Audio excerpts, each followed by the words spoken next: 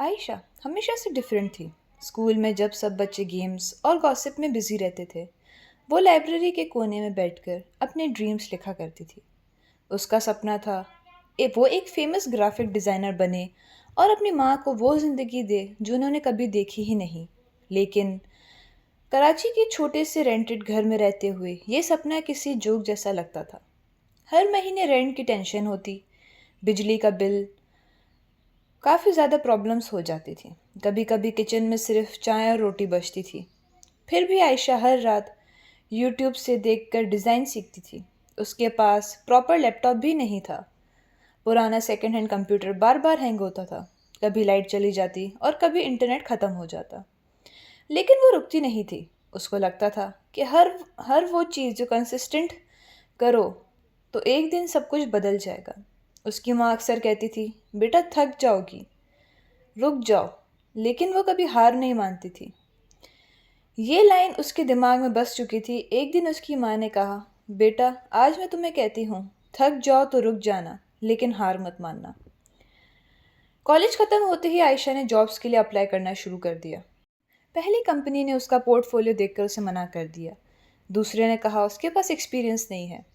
तीसरी जगह उसको इंटरव्यू के लिए बुलाया गया, लेकिन रिसेप्शनिस्ट ने ही उसको इग्नोर कर दिया। एक एक रिजेक्शन उसके दिल पर बोझ बन रहा था। हर बार जब ईमेल आती और उसमें अनफॉर्चुनेटली लिखा होता, उसका कॉन्फिडेंस थोड़ा टूट जाता था। लेकिन फिर भी नए सीवी बनाती, नए डिज़ाइंस क्रिएट करती और फिर अप्लाई कर देती।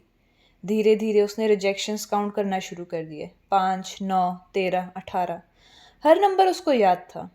कज़न्स उसका मजाक बनाती थी और कहती थी कि ऑनलाइन ट्यूटोरियल्स देखकर कोई भी कामयाब नहीं होता। कुछ रिश्तेदार माँ को मशवरे देते कि आयशा को सिंपल जॉब कर लेनी चाहिए या फिर उसकी शादी करवा दो। एक दिन उसको एक बड़ी कंपनी से कॉल आई। ये उसका ड्रीम इंटरव्यू था। आयशा ने पूरी रात प्रिपेयर किया।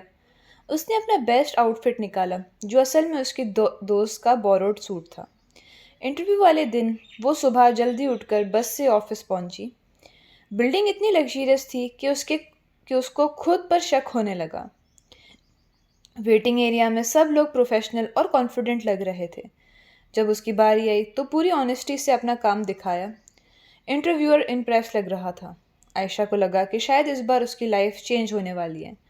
लेकिन 2 दिन बाद ईमेल आई, you are talented but not right to fit. ये लाइन उसको तोड़ गई। उसने लैपटॉप बंद किया और पूरे दिन रूम से बाहर नहीं निकली। उस रात उसकी माँ क्वाइटली उसके रूम में आई। उन्होंने बिना कुछ कहे उसके पास चाय रखी और सिर्फ एक बात बोली, जितने लोग जल्दी जीत जाते हैं ना, उनको स्ट्रगल की वैल्यू नहीं समझ आती। आयशा चुप रही, लेकिन उसकी आंखों में आंसू आ गए। माँ ने उसका पुराना स्केचबुक उठाया जिसमें बचपन की ड्राइंग्स थी। हर पेज पर ड्रीम्स और आइडियाज़ भरे हुए थे। माँ मुस्कुराकर बोली, ये लड़की हार मान ही नहीं सकती। उस रात आयशा ने डिसाइड किया कि वो एक लास्ट अटेम्प्ट करेगी। लेकिन उसको नहीं पता था कि ये लास्ट अटेम्प्ट उसकी लाइफ का बिगेस्ट टर्निंग पॉइंट बन जाएगा। अगले कुछ महीने और भी डिफ़िकल्ट थे। कंप्यूटर बिल्कुल स्लो हो चुका था। कभी प्रोजेक्ट सेव नहीं होते और कभी फाइल्स करप्ट हो जाती। एक बार तो पूरी रात के डिज़ाइंस बनाए हुए डिलीट हो गए। गुस्से और फ्रस्ट्रेशन में आयशा ने टेबल पर पंच मार दिया और उसका हाथ रेड हो गया। लेकिन फिर उसने डीप ब्रेथ ली और दोबारा स्टार्ट किया। उसके अंदर एक अजीब स्टबर्नेस थी। वो हर रिजेक्शन के बाद और ज़्यादा सीखने लगती थी। फ्री कोर्सेज करती, ऑनलाइन कंपटीशन ज्वाइन करती और अपना पोर्टफोलियो इंप्रूव करती रहती। धीरे धीरे उसके डिज़ाइंस प्रोफेशनल लगने लगे, लेकिन जॉब्स फिर भी नहीं मिल रही थी। रिजेक्शन नंबर 21 के बाद आयशा ने फ्रीलांसिंग ट्राई की। पहला क्लाइंट स्कैम निकला, दूसरा पेमेंट दिए बगैर डिसअपीयर हो गया, तीसरे ने उसका काम कॉपी कर लिया और किसी और को दे दिया। आयशा को लगने लगा था कि दुनिया सिर्फ टैलेंटेड लोगों की नहीं, स्ट्रांग लोगों की भी होती है। हर रोज़ वो अपने रूम की वॉल पर लिखे एक सेंटेंस को देखती, कीप गोइंग। ये वर्ड्स उसके लिए फ्यूल बन चुके थे। आयशा ने सोशल मीडिया पर अपने डिज़ाइंस अपलोड करना शुरू कर दिए। शुरू में सिर्फ 20 या 30 लाइक आते थे। कुछ लोग उसका मजाक बनाते और कुछ कहते डिज़ाइंस कॉपीड लगते हैं, लेकिन कुछ स्ट्रेंजर्स उसकी तारीफ भी करते। एक रैंडम कमेंट ने उसको बहुत मोटिवेट किया, whoever made this had real potential. वो पूरी रात उस कमेंट को बार बार पढ़ती रही। कभी कभी एक अननोन इंसान की एक लाइन भी किसी की पूरी होप वापस ला सकती है। रिजेक्शन नंबर 22 एक इंटरनेशनल कंपनी की तरफ से आया। इस बार वो ज़्यादा अपसेट नहीं हुई, बस क्वाइटली डायरी में 22 लिखा और अगला एप्लीकेशन भेज दिया। उसकी माँ ने नोटिस किया कि अब आयशा रोती कम थी और फाइट ज़्यादा करती थी। लाइफ के अगेंस्ट, प्रॉब्लम के अगेंस्ट, फेलियर के अगेंस्ट। ये वही लड़की है जो पहले एक रिजेक्शन पर टूट जाती थी। अब वो हर रिजेक्शन पर और भी ज़्यादा प्रैक्टिस करने लगती है और उसे समझने लगती है। एक शाम बिजली चली गई और पूरा एरिया अंधेरे में डूब गया। गर्मी बहुत थी, सब फ्रस्ट्रेटेड थे। आयशा छत पर बैठकर स्काई देख रही थी। उसको लगा उसकी लाइफ भी इस अंधेरे जैसी है, लेकिन फिर उसने आसमान में एक प्लेन को देखा जो डार्कनेस के बीच भी क्लियरली मूव कर रहा था। उस मोमेंट में उसके दिमाग में एक थॉट आया, अंधेरा कभी किसी को रोकता नहीं, सिर्फ डराता है। उसने उसी वक्त फ़ोन की फ्लैशलाइट ऑन की और नोटबुक में ये लाइन लिखी। रिजेक्शन नंबर 23 के बाद घर के फाइनेंशियल प्रॉब्लम्स और भी सीरियस हो गए। माँ की तबीयत खराब रहती थी और मेडिसिन्स भी महंगी होती जा रही थी। आयशा ने पार्ट टाइम ट्यूशन शुरू कर दी। दिन में बच्चों को पढ़ाती और रात में डिज़ाइंस बनाती। उसकी नींद सिर्फ 4 घंटे की रह गई थी। कभी कभी वो मिरर में अपने डार्क सर्कल्स देखती और खुद पर हंस देती, लेकिन अंदर से वो थक चुकी थी। एक दिन कॉलेज की पुरानी क्लासमेट ने लग्जरी ऑफिस और एक्सपेंसिव कार की स्टोरी अपलोड की।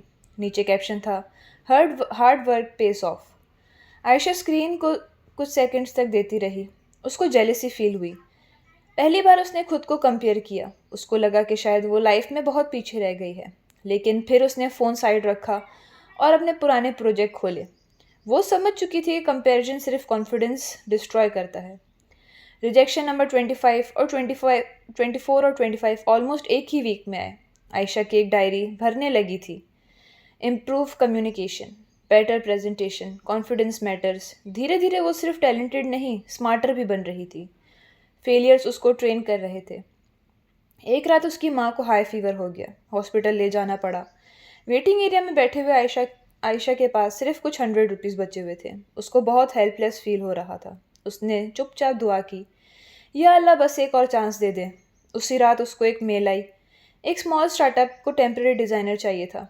सैलरी ज़्यादा नहीं थी, लेकिन ये उसकी मंथ्स की मेहनत का पहला रिजल्ट था। ऑफिस बहुत छोटा सा था, सिर्फ 4 लोगों का स्टाफ था। लेकिन आयशा ने उस जॉब को किसी ड्रीम अपॉर्चुनिटी की तरह ट्रीट किया। वो सबसे पहले ऑफिस आती और सबसे लास्ट में जाती। हर प्रोजेक्ट में एक्स्ट्रा एफर्ट डालती। बॉस ने नोटिस किया कि वो कंप्लेंट्स नहीं करती थी, बस काम करती थी। धीरे धीरे क्लाइंट्स उसके डिज़ाइन स्पेशली डिमांड करने लगे। एक दिन कंपनी को कुछ ह्यूज प्रोजेक्ट मिला। डेडलाइन इम्पॉसिबल लग रही थी। टीम पैनिक में थी। आयशा ने 3 रात बिना प्रॉपर स्लीप के काम किया। उसने पूरा कैंपेन डिज़ाइन कर दिया। जब क्लाइंट ने फाइनल रिजल्ट देखा तो शॉक हो गए। उस प्रोजेक्ट की वजह से ये स्टार्टअप वायरल हो गया। कंपनी ओनर ने मीटिंग में सबके सामने अनाउंस किया कि आयशा को प्रमोशन मिलेगी।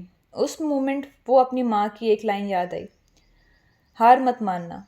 वो कॉन्फ्रेंस रूम में खड़ी थी, लेकिन उसके दिमाग में वो पुराना रेंटेड रूम चल रहा था जहाँ वो ब्रोकन कंप्यूटर स्ट्रगल कर रही थी। कुछ मंथ्स बाद एक फेमस कंपनी ने उसको अप्रोच किया। आयरनशली ये वही कंपनी थी जिसको उसने पहला प्रोजेक्ट दिखाया था। इस बार उन्होंने उसको सीनियर डिज़ाइनर पोजीशन ऑफर की। इंटरव्यू के एंड पर एचआर ने कहा, your growth is honestly inspiring. Ayesha अंदर ही अंदर मुस्कुरा दी। काश उनको पता होता कि इस ग्रोथ के पीछे 27 रिजेक्शंस छुपे हुए हैं। उस रात आयशा घर आई और अपनी ओल्ड रिजेक्शंस डायरी निकाली। उसने सारे नंबर्स देखे, 1, 7, 15, 21, 27। हर रिजेक्शन उसको उस जगह तक ले गई जहाँ वो आज है उसका रिस्पॉन्सिबल। वो उन सब रिजेक्शंस को मानती थी। अगर वो पहला या दूसरा रिजेक्शन पर रुक जाती तो ये मूवमेंट कभी ना आता। अगले दिन उसने सोशल मीडिया पर एक सिंपल पोस्ट की, rejected 27 times, accepted once. That one acceptance changed everything. Post unexpectedly viral हो गई। थाउजेंड्स ऑफ पीपल उसको मैसेज भेजने लगे। लोग लिख रहे थे कि उन्होंने गिव अप करने का प्लान कैंसिल कर दिया।